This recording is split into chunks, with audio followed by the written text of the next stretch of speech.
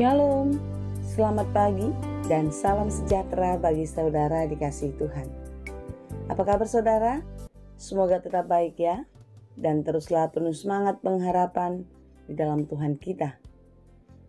Sebelum kita melanjutkan aktivitas di akhir pekan ini, marilah kita meluangkan waktu untuk mendengar dan merenungkan firman Tuhan. Biarlah Roh Kudus menerangi hati dan pikiran kita, sehingga firman Tuhan yang sebentar akan kita dengarkan boleh menuntun dan mengajar kita senantiasa dan memberi hikmat agar kita dapat menjalani hidup kita lebih baik dan kita mampu melakukan segala pekerjaan kita di dalam takut akan Tuhan. Sebelum kita mendengarkan firman Tuhan, marilah kita berdoa. Ya Allah Bapa yang Maha Baik yang kami sembah di dalam Yesus Kristus. Terima kasih Tuhan untuk penyertaan-Mu dalam hidup kami, dan kami akan terus percaya kepadamu. Engkau akan menyertai kami hari ini dan seterusnya, sebagaimana Engkau menyertai kami di hari-hari yang telah kami lewati. Kami mau belajar dalam firman-Mu Tuhan. Bukalah hati dan pikiran kami. Mampukanlah kami untuk mengerti firman-Mu dengan baik. Dan biarlah kekuatan dan pertolongan yang dari Tuhan mampukan kami untuk melakukan firman-Mu sesuai dengan kehendak-Mu saja. Berfirmanlah Engkau ya Tuhan, sebab kami telah siap mendengar. Kasih karunia dan damai sejahtera dari Allah Bapa Tuhan kita, dan dari anaknya Tuhan Yesus Kristus dan Roh Kudus, menyertai saudara sekalian. Amin. Firman Tuhan untuk kita pada hari ini, yang ditetapkan menurut Almanak KKBP Sabtu 27 Juli 2024 tertulis dalam kitab Yesaya 43 ayat 11. Dalam bahasa Batak dan bahasa Indonesia demikianlah dikatakan. Au tutu au do jahoba jaladang adong sileho tua dukon niau. Akulah Tuhan, dan tidak ada juru selamat selain daripadaku. Demikianlah pembacaan firman Tuhan. Otoritas Allah tidak dapat diganggu-gugat. Dia adalah Allah Sang Pencipta, Allah yang memelihara, dan Allah yang menuntun dan memberkati kehidupan manusia. Dia adalah Allah yang Maha Kuasa yang penuh kasih. Dialah Bapa yang mengasihi kita anak-anaknya. Amin. Saudara yang dikasihi Tuhan, jika Dia adalah Allah yang Maha Kuasa, Dia berkuasa atas apapun juga, atas segala ciptaannya, termasuk atas hidup manusia, hidup saudara dan saya. Oleh sebab itu saudara-saudara, mari kita menyadari bahwasanya hidup kita adalah ada di dalam kekuasaan Allah. Hidup kita ada di dalam pengendaliannya. Tidak ada satupun yang dapat kita kerjakan atau yang dapat kita capai tanpa Allah berkenan atasnya. Atas hidup bangsa Israel, di saat mereka dalam keadaan yang sangat terpuruk, sangat menderita, Tuhan berkuasa atas hidupnya. Karena perbuatan bangsa ini, karena dosa-dosa mereka, karena pengkhianatannya, Allah murka atas mereka. Allah menjatuhkan mereka kepada hukuman yang membuat mereka sangat menderita. Tentu sebelum hukuman ini dijatuhkan, bangsa ini telah diberi peringatan. Nubuatan-nubuatan Allah telah dinyatakan melalui para nabi, dan pada hari ini dalam Yesaya 43 ayat 11 ini, bangsa Israel secara keseluruhan sedang dalam keadaan menderita, di mana mereka di dalam perbudakan, penindasan kerajaan Babel. Saudaraku yang dikasihi Tuhan, jika kita melakukan kesalahan, jika kita mengingkari Tuhan dalam hidup kita, tentu setiap perbuatan ada konsekuensinya. Sebagaimana bangsa ini yang ingkar akan Allah, mereka dihukum. Tentu inilah keadilan Allah. yang akan dinyatakan bagi orang-orang yang berdosa.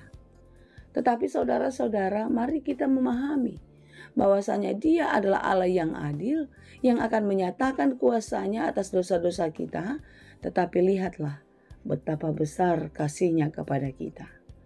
Sekalipun kita diizinkan menderita, sekalipun bangsa ini diizinkan susah, tetapi penyertaan Allah tidak pernah meninggalkan mereka.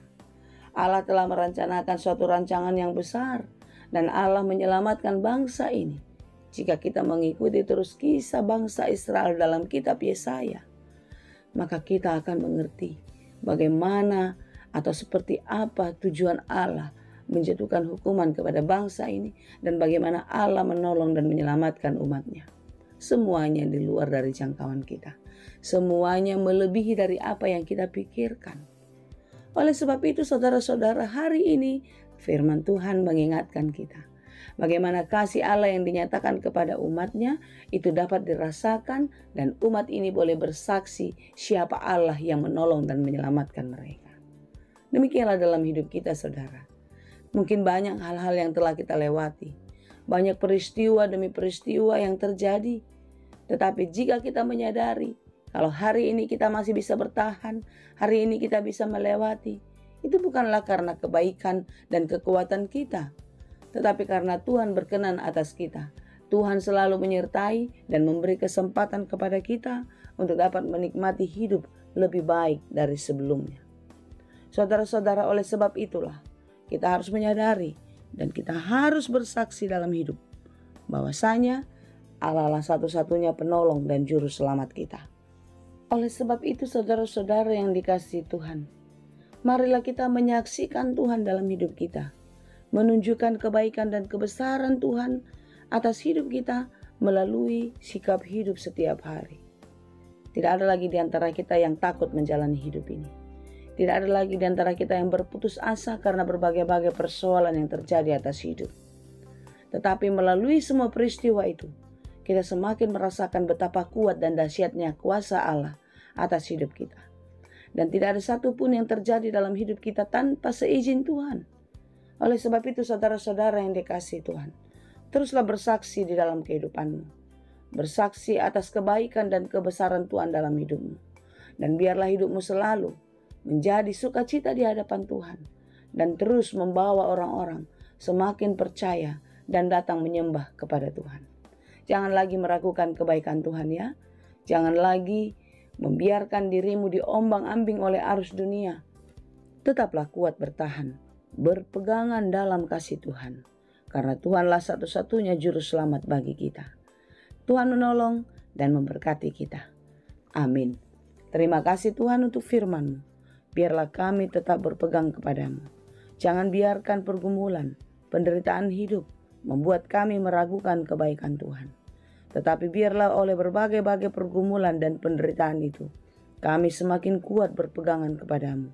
Dan di dalam kekuatan daripada Tuhan, kami pun boleh menjadi saksi di tengah-tengah kehidupan. Terima kasih Bapa, berkati kami hari ini, dalam segala perencanaan kami, dalam segala pekerjaan kami.